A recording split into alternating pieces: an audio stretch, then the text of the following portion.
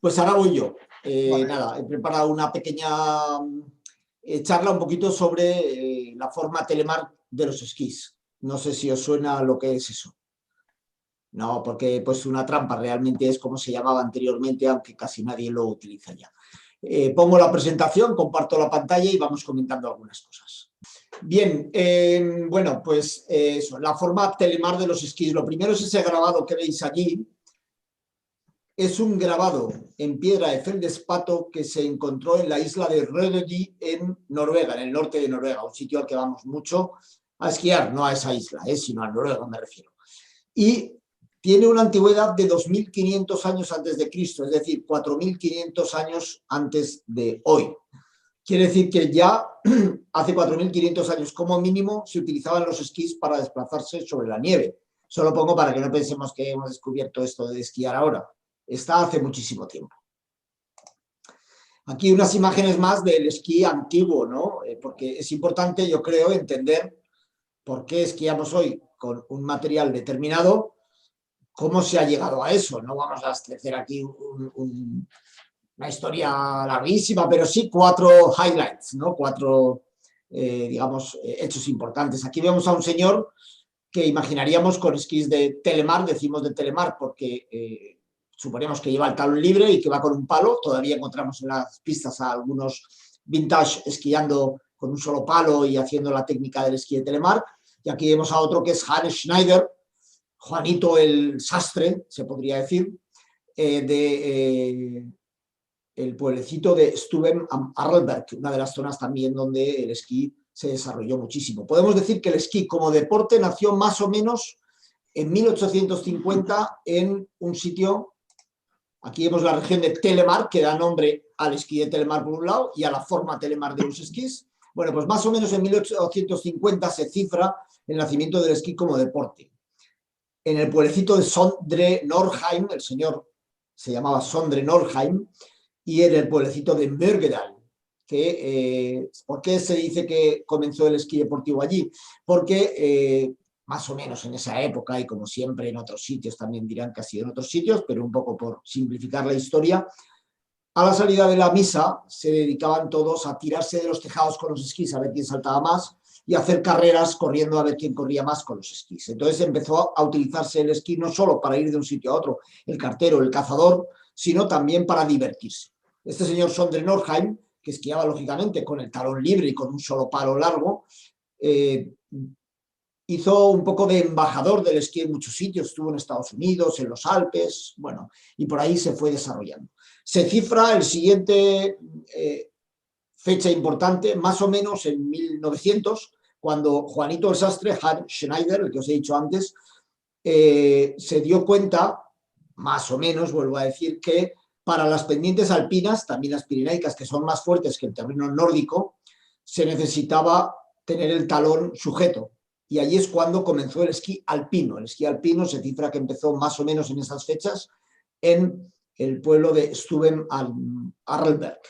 Cada uno, como digo, tendrá sus ideas. Aquí vemos varios esquís de madera, con palos de bambú y siempre con el concepto Telemark de esquí libre. Luego el esquí de Telemark volvió en los años 60 en Estados Unidos, se extendió un poco por Europa y hay gente todavía que lo practica. Hoy en día hay esquís de Telemark con forma Carbine, bueno, ya es una disciplina deportiva como tal, muy divertida para hacer, muy atlética, realmente poco útil para nuestro terreno alpino o pirenaico. Sí que es útil para el terreno nórdico, donde cambias de subir a bajar, siempre suave muchas veces. Bueno, aquí ya vamos lo que decimos, la forma Telemark de los esquís, que viene del nombre de esa región de Noruega que os he dicho antes, la forma Telemark de los esquís es ni más ni menos que la línea de cotas. A veces la llamamos forma Carbine, ¿no? Es decir, anchura de espátula, patín y cola. Siempre más estrecho en el patín, algo más ancho en la cola y más ancho en la espátula. ¿Por qué tiene, Telemark se puede decir la forma Telemark de los esquís? Aunque hoy en día utilizamos la línea de cotas, el tallaje de los esquís o, un poquito más moderno, la forma Carbine o parabólica. Carbine es el término más internacional, parabólico, que es lo mismo, los esquís con forma tallada, es el término más francés, ¿no? Bueno, pues lo que decimos, ese nombre se utiliza menos, pero se puede utilizar, ¿no? Los parámetros de un esquí, la forma, la línea de cotas del esquí. Os he puesto esta foto un poco antigua de un esquiador en baches para que nos demos cuenta de una cosa. No son mejores los esquís con más línea de cotas o con menos, más rectos o menos. Son dependiendo de para qué. Para esquiar en una pista de baches, que hoy en día se sigue practicando, o como esquiábamos mucho antes, porque no había máquinas Ratrack y entonces las pistas se llenaban de baches y la técnica que había que utilizar era esta que vemos allí, se esquía mejor con unos esquís rectos. Ahora la moda es unas pistas totalmente lisas en las que esquiamos a gran velocidad haciendo curvas muy cortadas e inclinando y llevamos esquís tallados tipo carving, pero nunca se sabe hacia dónde pueden tender las modas porque realmente la gente se puede cansar de eso y además los fabricantes de esquís pueden llevarnos un poco otra vez hacia eso porque se deje de vender esquís carving, porque si tú ya tienes un esquí carving te puede durar 8 o 10 años, depende de lo que esquíes, y entonces no compras otro nuevo, ¿no? A ver, no vamos a volver a esquiar así y con pistas totalmente bacheadas, entre otras cosas cascaban mucho las rodillas, hoy en día los accidentes son de otro tipo, más vinculados a la velocidad y a la falta de visibilidad en la curva carving, ¿no? Hay muchos choques porque tú vas mirando ahí y entonces ¡pum!, te das el trompazo, ¿no? Pero lo que decimos, no quiere decir que vayamos a volver a esto, pero lo importante es saber que no es mejor o peor, es mejor o peor para qué. Si tú quieres esquiar en baches necesitarás unos esquís rectos. Bien, la línea de cotas es lo que decimos, anchura de patín, de espátula y de cola. Todos los esquís siguen más o menos este esquema. Más estrecho en patín, más ancho en cola y más ancho en espátula. ¿Tendría que ser así? Bueno, es así para esquiar bien, pero un tiempo se esquió con los esquís compactos, que eran totalmente rectos. ¿Qué pasaba? Solo permitían derrapar, no permitían hacer una curva cortada. Si la espátula fuera más estrecha que el patín, podríamos esquiar, sí, pero no entraría el esquí bien en la curva, o si la espátula fuera igual de ancha o muy poquito más ancha que el patín, no entraría el esquí en la curva y se nos iría derrapando y nos costaría hacer la curva mucho o sería una curva totalmente derrapada. Entonces, más o menos se coincide, ¿no? Aquí vemos unos esquís modernos de esquí de travesía, este era los esquís que yo tenía hasta hace un año, pero un esquí de una concepción un poco tradicional en el sentido, tradicional carving, perdón, ¿no? Porque es un esquí carveado, este es un esquí que funciona muy bien en nieves compactadas, en nieves profundas también va bien, pero al tener un patín estrecho de 76 flota menos. Bueno, simplemente era para empezar a comentar sobre la línea de cotas. El radio de giro es otro concepto. ¿Sabéis lo que es? El radio de giro no es el giro que nos va a permitir hacer el esquí. El esquí nos permite hacer 1000 tipos de giros dependiendo de lo cortado, conducido o no que hagamos el viraje. El radio de giro es si pasara una circunferencia, ¿no?, por la línea de cotas de nuestros esquís, una circunferencia teórica, sería el radio que tendría, o sea, la medida que tendría el radio de esa circunferencia, simplemente eso. Lógicamente, cuanto más acentuada sea la línea de cotas, el radio de giro será más corto y será un esquí que funcionará mejor en virajes de radio corto, pero no es más que un parámetro más del esquí, ¿de acuerdo? Se ha llegado a tener hasta esquís de radio giro 9 cuando comenzó el fan carving, allí en los años 85 aproximadamente, que esquiábamos con unas calzas así encima de la fijación, porque te permitían tumbar muchísimo y hacer unos giros cortadísimos muy, muy pequeños, ¿no? Hoy en día un esquí de slalom, por ejemplo, tiene un radio de giro 13 aproximadamente, más amplio que esos que os digo yo, ¿no? Bien, como decimos, todo esto también va muy vinculado a la revolución carving o revolución parabólica. Parabolique es el término más francés. Nosotros aquí utilizamos carving, que quiere decir grabar. ¿Por qué? Porque se hacen curvas súper cortadas. ¿Por qué se llegó a los esquís carving? Porque en los años 80 hubo una gran revolución del snowboard. Se empezó a utilizar cada vez más el snowboard. Ya venía un poquito de antes, ¿no? Y durante unos años hubo muchísima gente practicando snowboard. Hoy también, pero se ha disminuido mucho. Entonces, los fabricantes de esquís y los entrenadores de esquí se dieron cuenta de las curvas tan perfectas y cortadas que hacían la gente con las tablas de surf. Entonces empezaron a pensar que se podía aplicar el esquí. Entonces empezaron a hacer unos esquís con una forma más acentuada, una forma telemark, una línea de cotas más acentuada y se llegó al esquí carving. Es curioso que Débora Compagnoni, una esquiadora italiana de esos años, finales de los 80, durante 2 temporadas dominó el esquí tremendamente, porque fue la primera que se adaptó a los esquís Carvin, ¿no? Luego poco a poco todos fueron entrando. Bien, simplemente decir eso, que hubo esa revolución, eso lo que hizo que poco a poco la gente volviese al esquí, se frenase el desarrollo del snowboard, porque el esquí nos daba unas sensaciones ya parecidas a las que nos daba el snowboard. Curvas cortadas, muy conducidas, facilitaba el que un esquiador medio pudiese hacer curvas muy cortadas, ¿no? ¿Sabéis dónde está ese grupo? Está en las Dolomitas, la Cinque Torri, eso está en Cortina d'Ampezzo, un paraíso del esquí. Nosotros ahí vamos mucho, hacemos lo que llamamos el esquí safari, que es esquiar de estación en estación durmiendo en refugios, súper bonito. La Cinque Torri, las Dolomitas. Bien, aparte de la línea de cotas, que ya nos va a dar una idea de lo que es ese esquí, tenemos otros parámetros, ¿no? La dureza de torsión y la dureza de flexión. La dureza de torsión es lo dura que es la espátula para doblarla, no de frente, que esa es flexión, sino de lado. La dureza de flexión es lo duro que es el esquí para doblarlo de frente, ¿no?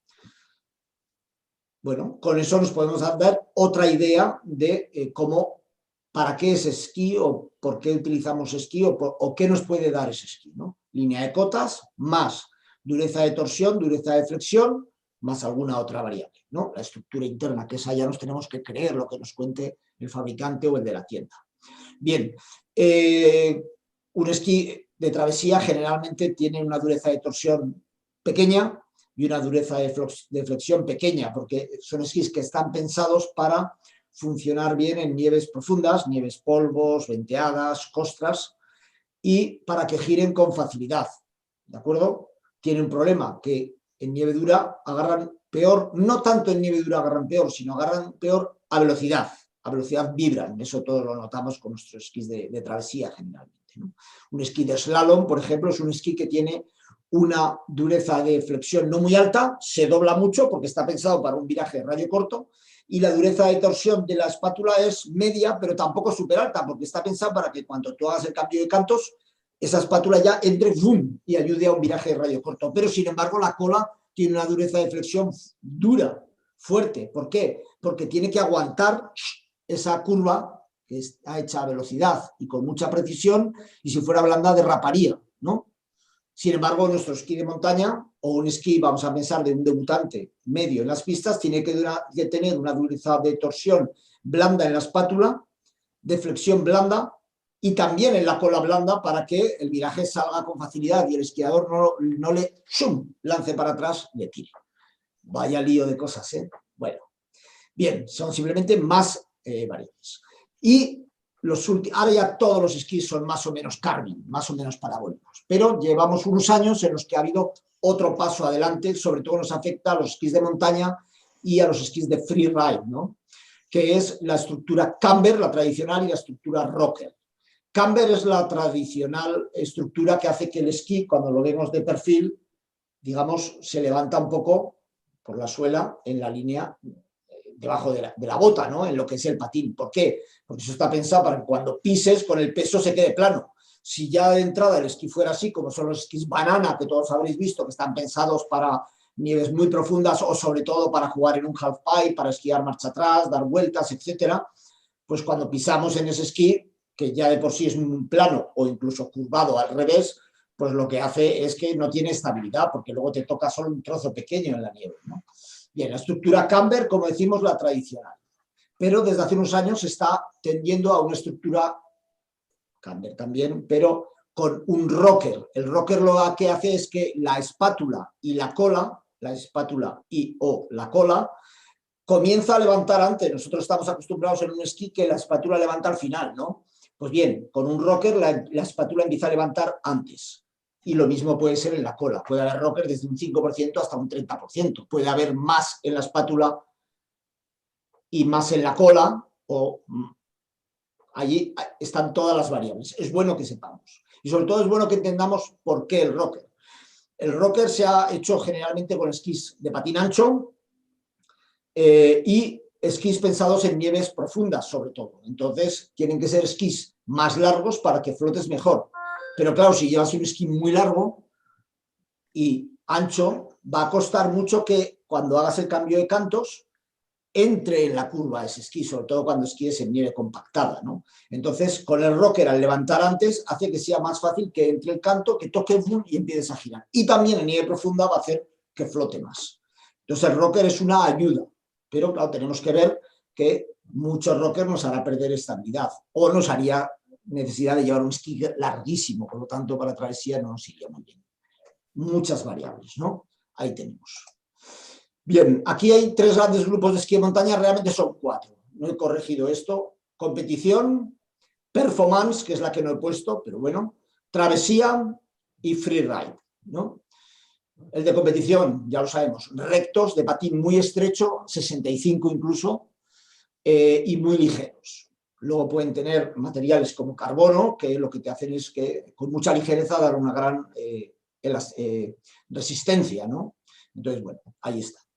Pero en general esquís muy rectos, están pensados para que pesen muy poco, para que foquear sea muy fácil con ellos y bajar, hombre, en nieve compactada puedes bajar bien, pero cuando te metes en nieves profundas pues hay que esquiar mejor porque te va a requerir más técnica, más movimiento de flexión para mover los esquís, etc.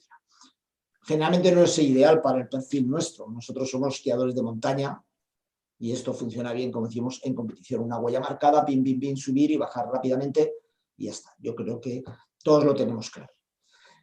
El de performance es un esquí que ya tiene una cierta forma carving, pero tiene un patín de 75 hasta 80, ¿no? Un esquí, como dijéramos, que hoy en día se consideraría ya clásico, ¿no? Luego tenemos los esquís de touring o travesía, que son esquís que tienen una forma carving o parabólica, más o menos acentuada, pero que ya tienen un patín más ancho, por lo tanto una espátula más ancha también y por lo tanto una cola más ancha también. El patín entre 80 hasta 95 más o menos. Es el esquí moderno por excelencia de touring, de esquí de travesía hoy en día. Son esquís que por su estructura están hechos que funcionen bien también en nieves compactadas, en nieves duras, pero ya con un patín de 80, 85, de 90, 95, flotas bastante en nieves profundas, en nieves costras y eso te facilita mucho. Lógicamente, para foquear va un poco peor que un performance o uno de competición. Todo lo que va bien en un sentido, pues va un poquito peor en otro. Y luego el de freeride o el de free touring, que ya también hay 1000 modelos aquí, pero son esquís más anchos de 95, 100, 105, 120, con rocker, tienes que coger los más largos y están pensados para esquiar fuera de pista. Y están pensados para, si los llevas con fijación de travesía, con bota de travesía, que generalmente son botas un poquito más duras, con más ganchos, que funcionan peor en subida, pero mejor en bajada, pues es un esquí que está pensado para que si tú tienes que foquear un rato cerca de la estación, pues foqueas media hora, una hora y media y luego te haces unas grandes bajadas, pero no están pensados para hacer una travesía alpina muy larga, ¿no? Porque indudablemente pesan más, te cuestan más las medias laderas, a la hora de foquear mueves más nieve, bueno, es para cada cosa, ¿no? Entonces yo creo que aquí lo importante es que nosotros primero tengamos un poco claro todos estos conceptos que hemos hablado, seguro que ya los teníais, y a partir de ahí veamos lo primero, cuál es nuestro objetivo o principal objetivo, si tenemos varios, y luego qué posibilidades tenemos. Si uno tiene posibilidad de tener 4 pares, pues fenomenal, no hay duda. Si uno tiene que tener uno, pues tiene que valorar. Yo tengo ahora un travesía touring de patín 88, que me va muy bien, y con ese hago travesía y competición no hago, pero si un año me apunto a una travesía, a una competición, pues puedo hacerlo con ese, ¿no? Pues me pesará más y me incomodará más. Por ejemplo, para el año que viene me voy a comprar un modelo free touring o free ride con equipo de travesía, pero eso lo voy a hacer más pensando en, sobre todo, algún curso que pueda dar de freeride por aquí por la zona y sobre todo pensando en los viajes de esquí que yo hago mucho. Por ejemplo, vamos a Japón, a Hokkaido, a hacer esquí powder durante cuando podemos, ¿no? Este año no se ha podido, el año pasado estuvimos justo antes de la pandemia. Organizamos también salidas, muchas de freeride en la zona de los Alpes, las Dolomitas, tal. Entonces, bueno, allí viene bien un equipo de ese estilo. Entonces, yo voy a tener 2 equipos, uno de free touring y uno de touring, que es el que tengo, ¿no? Bueno, pues cada uno tiene que valorar ahí lo que puede tener y para qué lo va a utilizar, ¿no? Aquí os he puesto un ejemplo, podéis mirar de otro modelo de free touring, de free ride, para que veáis un poco ese esquí, pues qué características tiene. La información aquí era buena, por eso lo saqué, y te da muchos datos de línea de cotas, de radio de giro, de rocker, peso, lógicamente. Los míos pesan 1150 por esquí y este que os he puesto aquí, este esquí pesa exactamente 600 gramos más por esquí. Eso ya es mucho. Entonces, eso hay que valorarlo. Bien, ya veis que son muchas variables que pueden dar los mismos resultados. Y estos son solo unas ideas para que, si no lo conocíais, tengáis más recursos a la hora de decidir qué esquí os queréis comprar. Y bueno, dicho esto, cualquier cosa nos podéis preguntar y si no, vamos a pasar a comentar con Fernando, con Pedro y con Yello las diapositivas de la travesía del Silvereta que hicisteis hace 2 años con compañeros nuestros y que creo que os gustó mucho. Un saludo, hasta luego.